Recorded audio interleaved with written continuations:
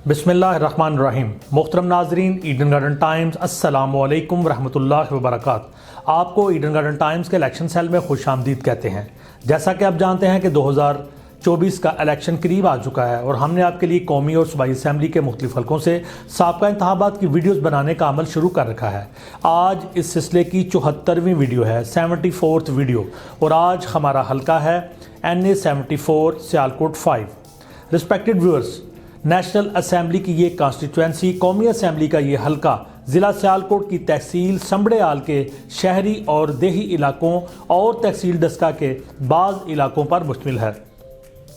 2018 की हल्का बंदियों में इसका नाम NA 76 सियालकोट 4 रखा गया और अब 2023 की डिलिमिटेशंस के मुताबिक, जिसके तहत 2024 के इलेक्शन होने जा रहे हैं, इसका नया नाम NA 74 सियालकोट 5 है।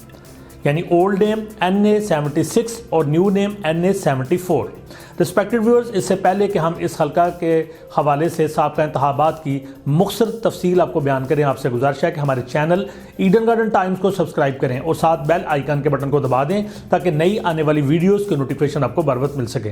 तो आगे बढ़ते हैं साबका इंतखाबात के नताइज की जानिब।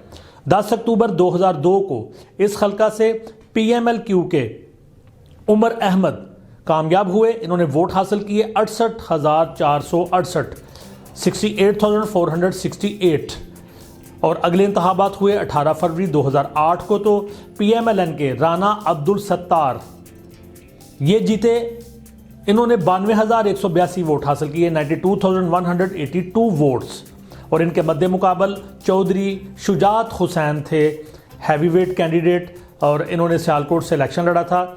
तो चौधरी शुजात हुसैन इनसे हार गए और राना अब्दुल सत्तार यहाँ से एक बड़े मार्जिन से फतहयाब हुए। अगले इंतखाबात 11 मई 2013 को हुए, तो PMLN के राना शमीम अहमद खान, इन्होंने वोट हासिल किए 1,29,571, 1,29,571।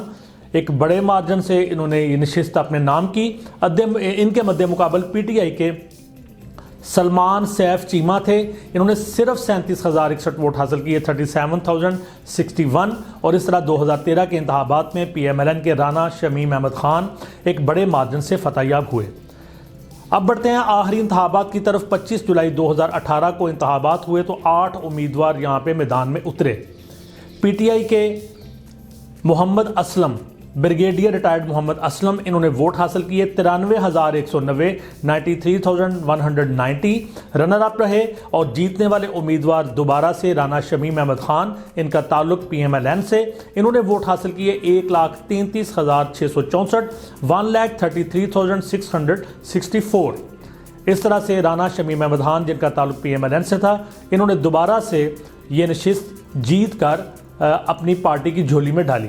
रिस्पेक्टेड व्यूअर्स, इस हल्के से कुछ अदादोशुमार आपको बताते चलेंगे। इसकी population 7,53,686, registered voters 4,69,826, male voters 2,61,804 और फीमेल वोटर्स की तादाद 2,08,022।